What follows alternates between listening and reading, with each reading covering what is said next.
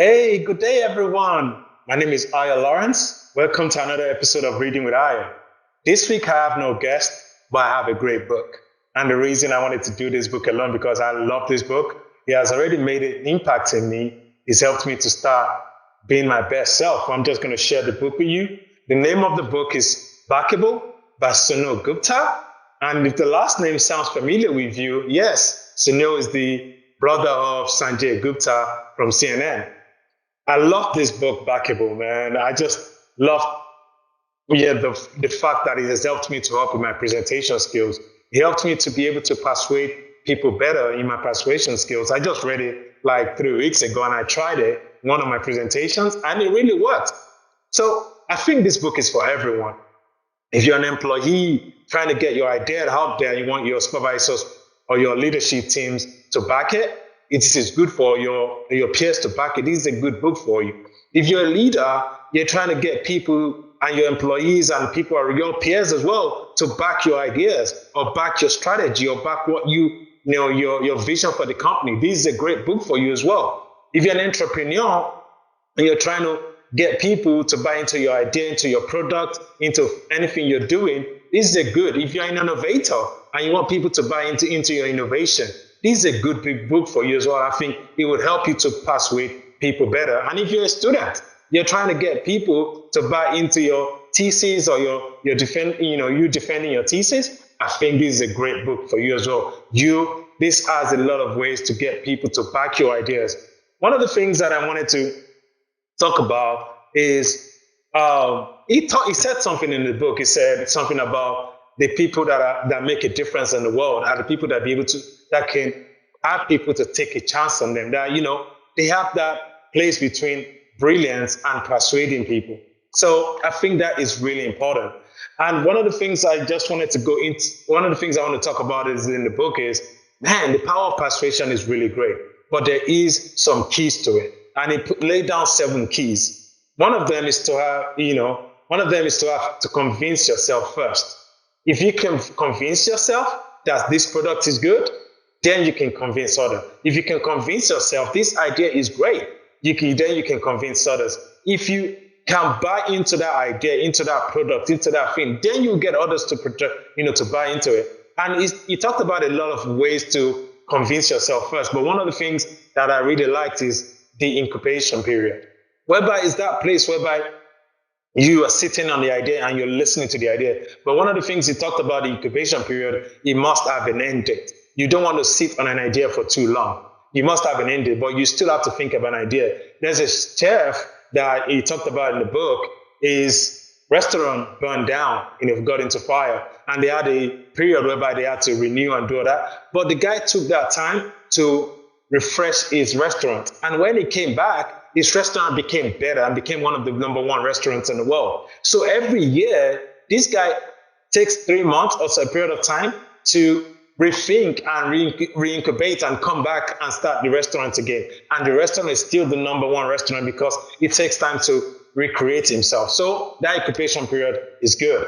The second one, it says, the second key is cast a central character.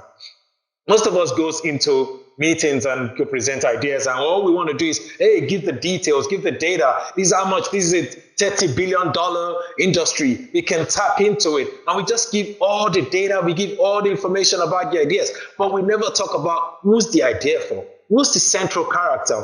And if you're into safe or agile, it's that storytelling place where you go to, whether you're talking, you're making somebody the character behind the idea. So now I had an app called Rise. And whenever I present it, he always, make his dad's elf, the center of the character. That's why people bought into it. If you're trying to, sell transformation to a company or digital transformation, digital to your organization, which is something I've done, look for that person in operation that it will affect their job. It will take their job to the next level. Or look for a way that is going to, improve our efficiency, our reliability in our organization. So look for that central character. I think that is a good one. The third one is find a end secret. That is a great one. I really love that one. If you're in a safe and agile approach, it's called the discovery stage. Go out, go talk to people. the things that you will not get from surveys, look for those things. The things you will not get from the internet, from Google, go look for that thing. Go beyond Google. Go talk to the leaders and, to the users of the tool. What they're going to tell you, are they going to, what do they think of the product? One of the things I watched Shark Tank, and one guy came into Shark Tank wanting to sell a product. And my Cuban asked, have you given this to any kids to look at it for them to? And the guy said, no. And he said, you have to go back.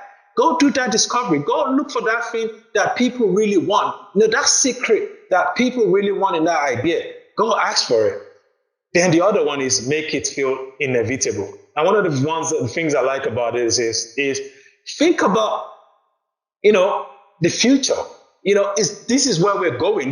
We cannot, we cannot, when you're thinking about the idea and you're trying to sell the idea, you have to let people know why they must invest in this, because the future will not go beyond this. If Netflix, if Blockbuster realized that, yes, the future of filming is going to be on the internet, it's going to be in streaming, they would have bought into Netflix. Imagine if nobody took the opportunity, if Steve Jobs didn't take an opportunity on the iPhone, where would we be today?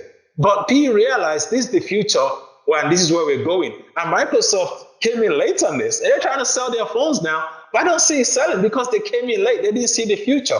So we have to look at, hey, when we're selling ideas, let people know this is the future. This is where we're going. People are going to start, like Airbnb. So the people don't want to stay in hotels. They want to know in the house to be able to control what they want to do. Talk about Lyft. The guy just said, hey, people want to share rides. People want to be able to take rides. And that was the future. You got to understand this is where the future is going and make it inevitable. And the other one is flip outsiders to insiders. One of the things I love about this is when you're doing your presentation, ask questions. Let people be able to contribute to what you're trying to do. Because if you come in with everything and people don't have a reason to contribute to it, I don't think people are going to buy into it. So like the IKEA products, right? When IKEA gives you something, I think one of the things that is best about it is for people to be able to assemble it with their family, with their wife, with their kids. That's the best part of it. And people want to feel connected to the product. So give people, the opportunity to be able to use that tool, or when you're presenting, to be able to contribute and make it better. Ask them questions. Ask them, hey, how can we make this better? What's your thoughts about this? Just don't go in there and give them everything as if you have the whole answers.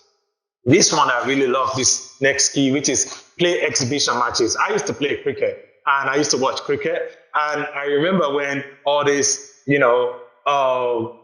England versus India exhibition matches. And if you want to talk about in the US space is the preseason games, right? You have the preseason games whereby you get a try. And for you have to have the preseason when you're talking about your ideas. You need to go talk to, practice like 21 times at most. If you want to go to a presentation, especially if it's an idea that I really love, present it, go to the front of your mirror. Go practice about it. Actually, this thing you're seeing right now, I've practiced like 1 or 2 times. So practice, take time out and practice. Steph Curry takes his shots a lot of times before he goes there and makes those 3 easy. So practice. I think that's one of the things. Then the last one is let go of your ego. Stop going in with all the bullets. And there's a story he talked about in this book, which I really love, is there's a guy that used to go close to monkeys, and people ask him, how do you get it so close to these monkeys? And he said, hey, what I do is I don't go in with a gun, because they feel you when you go with a gun. They feel your presence because you have everything loaded. So when you go into a meeting, don't go in with a full loaded gun. Go in, knowing that you'll be, going in feel you don't have all the answers. And that's where people will buy into you. So I just want to let you know, go get Backable. It's a great book. I love it. And it's going to improve your way you present your ideas. I want to say, enjoy the rest of your day and enjoy the rest of your week. Bye.